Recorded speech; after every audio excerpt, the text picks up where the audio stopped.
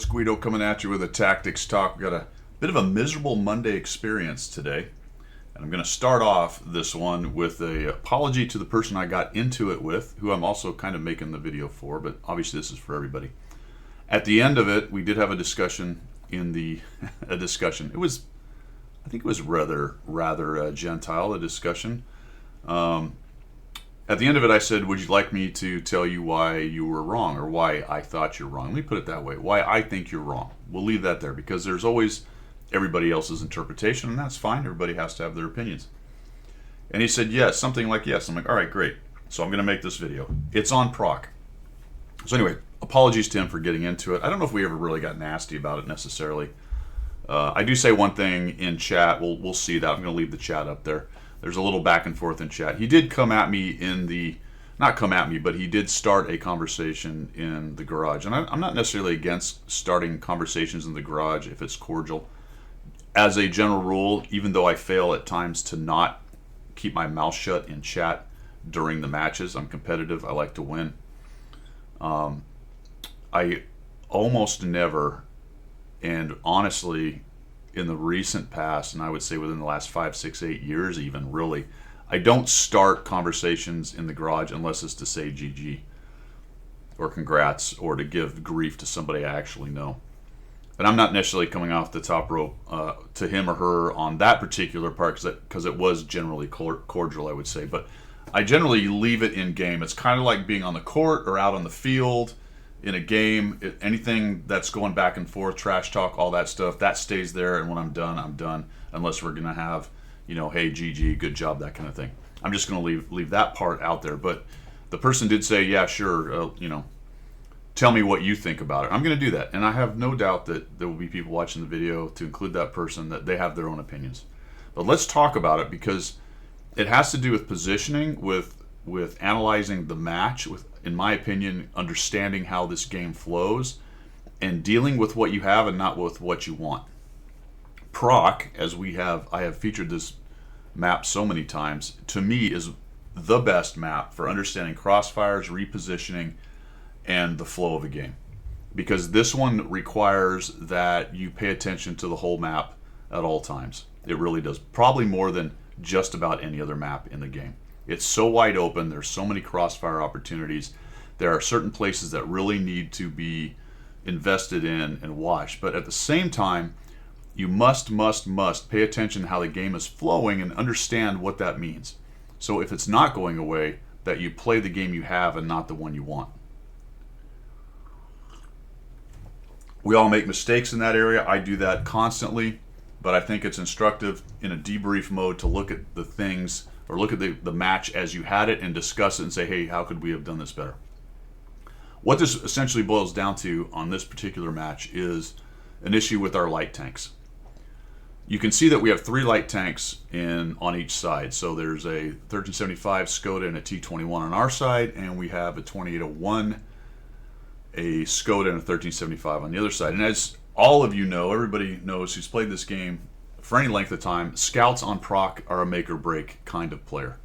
They're absolutely critical. And whether it's a medium doing the scouting or a scout doing the scouting, if you lose all your scouts or you don't have scouts in the right place, you're on your back foot to begin with. Very difficult to win. In a debrief situation, it is best to have everybody involved in the debrief, but we rarely, basically never have that in a World of Tanks. You'd be lucky to have actually 3 people in the platoon to discuss what's going on. So what we're left with is debriefing down to 1 player. This is where we get a lot of the comments and things like, well, there's nothing I could do. I'm only 1 player. It's not my fault. Which I understand where that comes from, but all you control is you.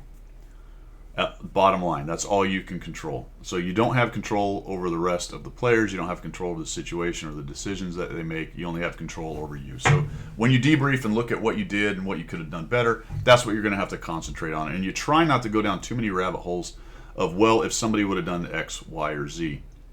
Especially as you continue down, cascading to the end of the game. That being said, though, you can look at larger picture things, where people went and how that may have affected the game. Sure, you can send people to a lot of bad positions and still win the game. If you position badly and play badly, what you're what you're counting on is the other team, the purples, do worse than you. Or maybe there's a couple significant lucky rolls, and that's just how World of Tanks works. That's not to say that those are the only things that matter. I disagree with that. I think those are important. You need to take those into account as the match progresses, but I don't think they determine things as much as individual decisions by players. All right. For this match, the one at hand, we have 3 light tanks. You look at proc, you go 3 light tanks right off the bat when you're assessing what's going on, and I don't happen to be in with light tanks. I'm in a tier 6. We have a 2-tier battle. You look at the map and go, okay, where am I going to go with my light tank? What are the general pros and cons of going to those positions? Well, with 3, you would really hope you'd get 1 on the 1-2 line, maybe 2, 1 over on the 0 line to keep them honest on the hill, and maybe even a surfer in the middle, potentially, depending on the situation, their speed and all that stuff. But at the very least, you would hope you'd get 1 going to the 1-2 line. So let's go ahead and head off on this battle. I am going to go to the 5-6 line, and the reason I generally do this on proc is because nobody else will. It's a difficult place to play. There is an arty in the game, and people don't like going there because it's not an easy place to play. The T-21 heads off, the T-17 Skoda heads off, and we're going to see potentially the other light. Where did he go initially? He's in the middle. All right, so initially I'm not bothered by that. I got 3 light tanks kind of headed to the middle. Okay, maybe one will peel off. I'm not jazzed about what's going on the hill. In fact, the T-30 or the 1375 is clicking on. Ideally, we get a light tank going the hill. As I said, a light tank going to the 1-2 line, maybe a surfer or a support on either side. But as long as we've got those two positions covered, we're probably in decent shape. And we'd like to have a medium or something go up the hill. Or 2. Maybe a TD and a medium. Somebody to at least keep them honest on the hill. So we head up here, and then Crash Morrison, T-21, sees nobody's on the hill, and he heads that way. And I think that's a perfectly viable decision. But we've also got the 1375 heading that way. And then the Skoda T-17 turns around, so we're kind of watching what he does. So both light tanks, and we've completely abandoned the 1-2 line, which obviously has an enemy 1375 on it because that guy is now spotted. So nobody, in terms of mediums or heavies, is going over. And idiot team, going hill, please, from M12. All right, there is, like I said, some jack-jawing between us. I will join in here. Initially, I just try to say, hey, lights, we really need somebody to go over the 1-2 line. We have 2 light tanks going up over there to the west side. Now, the flanks are important in just about every map and match imaginable. You do want somebody to cover all of the flanks. It is a pub match. In more organized matches, sometimes you ignore flanks, but generally those also have some eyes on them if there's some scouts, or there's a reason they're ignored because they can be covered in other ways, or initially they're ignored because you're going to flex that way later. There's a lot of what ifs with organized. This is not. This is a pub match. So in general, you really want somebody on all of the flanks. So the somebodies we have over on the 9-0 line are the 2 light tanks. The problem with this is we have abandoned the 1-2 line with light tanks, and that is a recipe for an absolute disaster in proc. So on the one hand, you go, well, Guido, we had to have somebody cover the 9-0 line. Well, I agree with that. But nobody else went up with them. So at this point, we have to react to the match we have. This is not great. It's not a good thing. But one of those lights, in my opinion, needs to peel off of that and head over to the 1-2 line. Ideally, the T-17 would do it, but watch what he does. He doesn't have a really good idea of what's going on. So you have to watch that as well. Like, what's the other guy doing? Man, he doesn't seem to really have a good idea. Same thing I say to myself when I start pushing for the 5-6 line. Nobody else comes here in heavies or mediums. Like, well, the other team doesn't have a whole lot of a good idea of what they're doing. And now we can absolutely tell that. 2/3 of our team are on the 1-2 line way in the back because there's no light tank ahead of them. That's the useless part of the team, fellas. Those guys, they don't have really a good idea of what they're doing. If they are good, they've decided they're going to completely go into a more passive mode. They're going to let other people play the game and figure it out and get lights for them.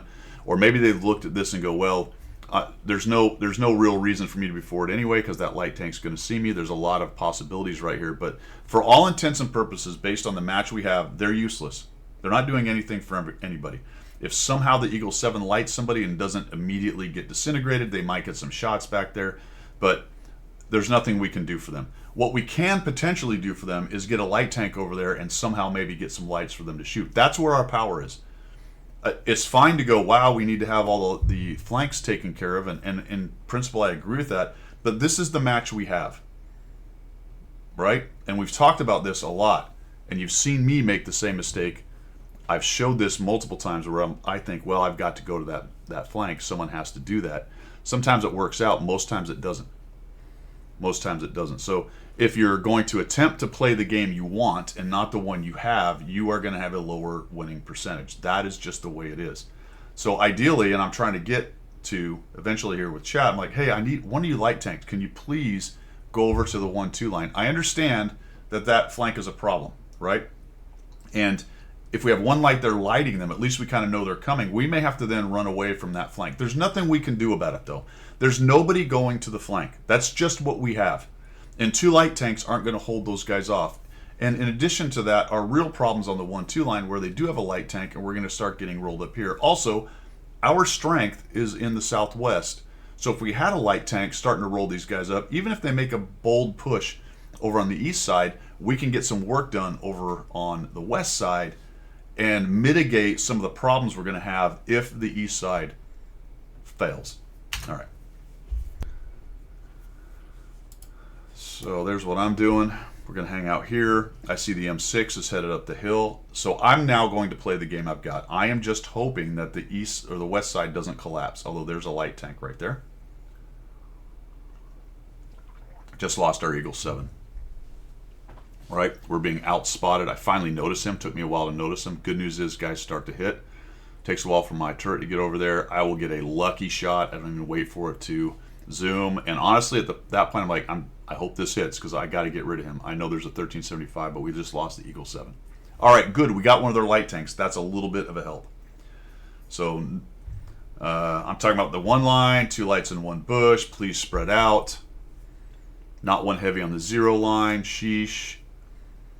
That's not what we have, though. There's nothing we can do about that. I could potentially go over there, but then I'm leaving the 5-6 line. I'm the only guy, other than kind of the Tiger, who's going to support the 2 light tanks right there. And initially, if you've got 1 light tank, they're lighting them every time they poke. They don't really know what's there yet because they haven't seen enough stuff lit. So we've got some time to goof around on the 1-2 line. If we could get someone there, just not going to have very good gunnery here, kind of missing a bit, unfortunately. Sure, send a heavy this way and I'll come. And, you know, this is the crux of the issue between me and this person. I'm thinking, look, man, you're the only one listening. You're it. It's a bad situation. You can see the Skoda is sitting over here. I don't know what's going on with him, but there he is. The 1375 is showing no interest in this. They're not talking. They're not aware in terms of what we can tell. If they are aware, they're ignoring it. You and I are discussing this. That's all we got, man. It's you. As far as I'm concerned, between you and me, that's it.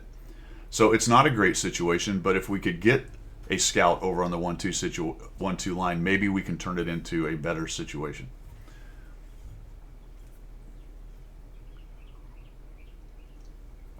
You can see the T-34G is attempting to do something. The Nashorn's kind of in the middle in the bush right there, I believe.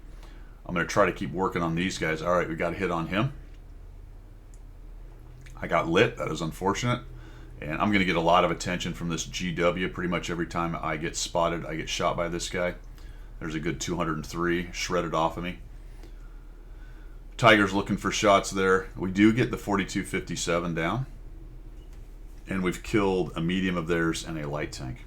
And I'm clicking, hey, GW there for whatever it's worth in case our artillery is able to counter him or gets lucky or something like that. Here comes the Skoda T-17. I don't know, fellas. I mean, that particular move, he's a relatively new player from what I remember when I looked up his stats. Normally, he should have been disintegrated, but what I'm getting from this is we probably don't have a whole lot of guys on the 5-6 line on their side, which is good, because if they were popping up and over, he'd be done. He's just sitting out there on the tracks in the open. I'm going to knock down the top of that building right there. That helps me get shots. If you have a relatively fast-firing tank, it's good to get rid of those. Now we have the P-88 showing up, so there is somebody there. So please put a light on the 1 line. I get lit, unknown exactly. I think it's probably their 1375. Yep, that's why I click right there. So he's kind of moved up. He's pushed our dudes back.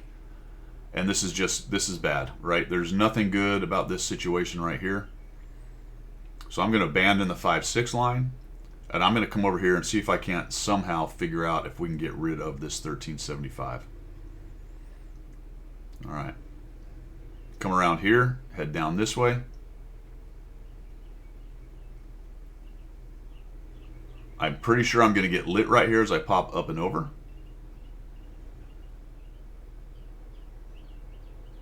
Nope, didn't happen. All right. A little bit surprised by that, but the 1375 might be a little bit lower. But this will get me lit. We'll come up and over here. I'll just kind of take a stab in the bushes. I don't know. Right there's a tree down, so maybe he's right there. Don't know. Back out. I'm about to eat another artillery shot. Pretty impressive he got online that quickly. Actually, do I eat one here? I don't remember. Maybe I don't. Yep, there it is. I don't know, man. Wow. Probably should have moved forward somewhere in there, but just nails me for another 188. Nicely timed shot. I may have still been lit. There's skills out there now that keep you lit longer. Who knows? And that's just a recipe for disaster. We still have light tanks over there. Now, they're kind of pushing. Would have been nice if it worked out, but it does not work out. Skoda pushes in. There's a Nashorn and a Galwika supporting them. There's a heavy up on the hill. One of the light tanks is pushed forward. There's a Caro on the 5-6 line, so I'm gone. I'm not really supporting him. Maybe the Tiger is, but I'm not able to sort out what's going on over here on the 1-2 line. So the plan now is to go back to the 1 line, get into the low area, and maybe I can get lucky finding the 1375. I don't think so. And unfortunately, we have guys sort of moving up against a light tank, which just isn't going to work. Chiri's kind of hanging out in the back. Skoda drops down. He's messing around with the Nashorn and the Galwika. The 2 light tanks are peeking up on the hill. I'm going to stop and type, I think.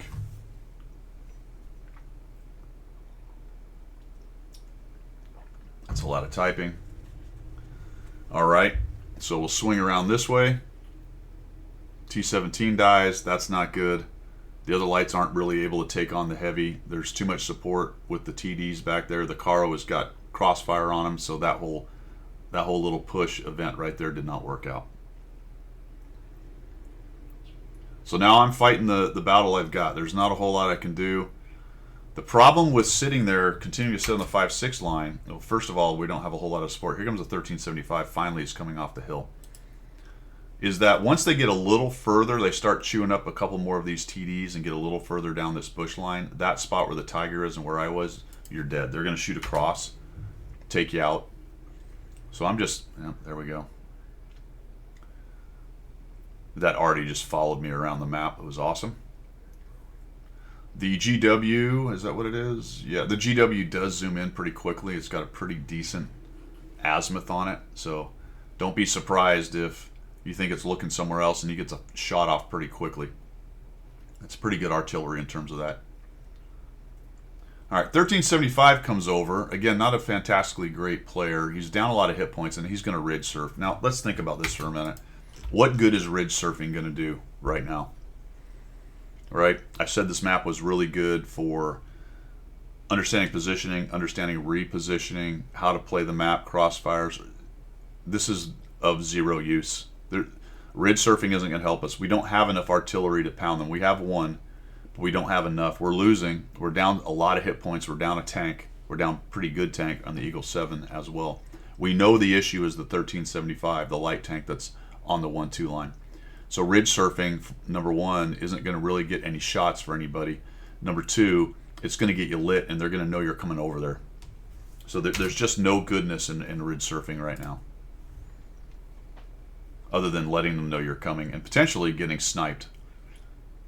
So I'm hoping, well, all right, maybe boom, the IS-2 slaps him. But he did get lit, all right, so at least we got one guy lit up. Come up here, we'll take a shot on him. It's going to get me lit. Might have been the IS-2 that saw me, but oh, okay. Little SA there. There's a Skoda T-17. He just hit me. So he's in the middle. There's my Artie friend, another 223 from him, and the IS-2 dies. Now I'm pretty much a one-shot, potentially, to the GW, the Galwica, the Caro, 2 to the Skoda. I'm in big trouble right now.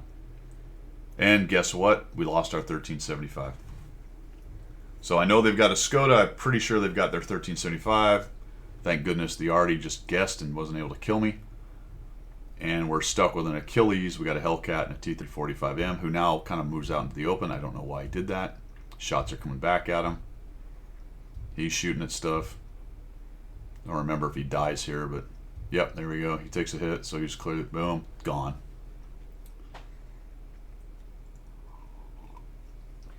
T21 is doing his best to keep things lit over there.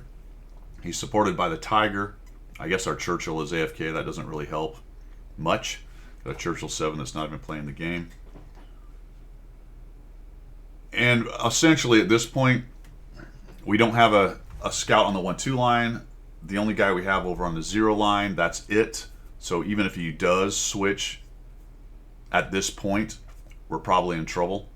Our strength, however, is on this side of the map. And I think he actually does a nice job of falling back once they decide to push. And that's about the best thing that he can do. The problem is, from a debrief standpoint, until this point, we really had a good possibility if we had a scout doing the right thing over on the 1-2 line. We had enough firepower here, we might have been able to win the 1-2 line. But now we're losing on every side. So we lost the 9-0 line because we had 2 light tanks sitting there. We didn't have the power anyway to win it. Right? We lost the 1-2 line because we never had a scout there. So that was no good.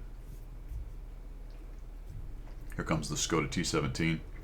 He makes a rush through. He's kind of smelling blood. He's down below. I'm not going to hit that guy. The Hellcat's been spotted, obviously. He disappears pretty quickly. He's gone. So down goes the last 2 guys, and that's it. So we'll bail out of this. And that's pretty much it, fellas. That's all she wrote. The T21 does fall back. Good on him. That's a good decision. It's the situation you have at hand. We kill a few of them, but we end up losing this game. So there you go. That is my assessment of why having 2 light tanks and 1 bush on that flank was a bad idea. It was redundant. There was no way the 2 light tanks were ever going to win that flank if they had any kind of power over there. They certainly weren't going to push. Absolutely somebody needed to pay attention to that flank and keep eyes on it, but we certainly did not need 2 light tanks there to do it.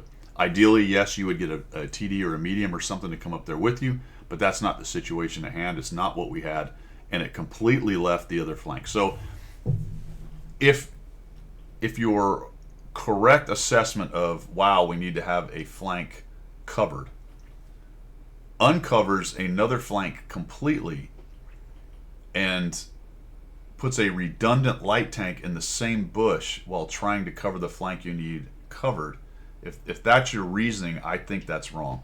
That's my opinion.